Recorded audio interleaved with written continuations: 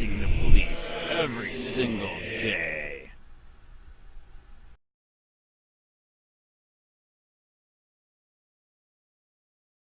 Charlotte County Sheriff Bill Prummell is violating the First Amendment by illegally investigating the reporter for Copwatch. His corrupt detective Jacob Hawkins is using a illegal statute for this illegal investigation. Another view. Are U.S. journalists being surveilled? Last November, two journalism watchdog groups sued the Trump administration, seeking public records pertaining to the federal government's policies for monitoring reporters. The groups were concerned that Attorney General Jeff Sessions was cracking down on federal whistleblowers and possibly weakening the Justice Department's internal media guidelines, which had been upgraded to make government monitoring of journalists more difficult. The apparent hostility toward the press from senior government officials, combined with increasing government surveillance, create a dangerous environment for reporters and whistleblowers, said a statement from Carrie DeSalle, a staff attorney for the Knight First Amendment Institute at Columbia University, which was joined in the legal action by the Freedom of the Press Foundation. The public has a right to know if the limits on surveillance of journalists are sufficient to ensure a free press. The public should know how intrusive the government can be in attempting to impede reporters' work. The groups recently released a pair of memos obtained from its lawsuit. The activists think they could be the first installment of a document trove describing potential government malfeasance. Trevor Timm, executive director of the Press Foundation, noted the memos revealed for the first time that the Justice Department had rules for targeting journalists with orders obtained from judges with the Foreign Intelligence Surveillance Act court, the same secret court that approved warrants to conduct surveillance on Donald Trump's 2016 campaign.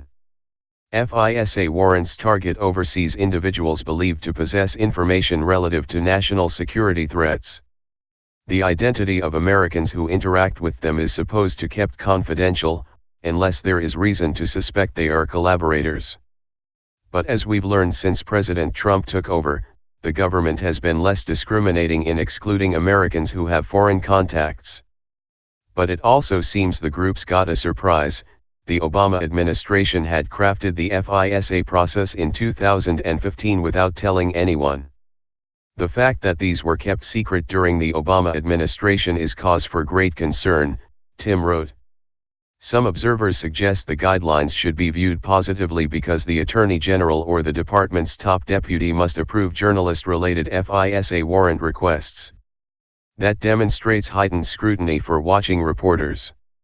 Additionally, the warrants could target foreign operatives posing as reporters. Maybe. As critics noted, the rules don't clearly define when those conditions apply. Tim pointed out that the documents raise many questions. How often have FISA court orders targeted journalists? Why did the Justice Department keep the rules secret when it pumped up attention to the 2015 media guidelines?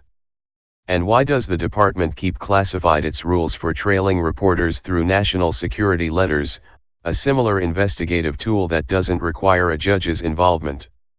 The national media seem to have ignored the group's report. Yet if we really are concerned about the media's First Amendment freedom, Tim posed good questions that deserve answers.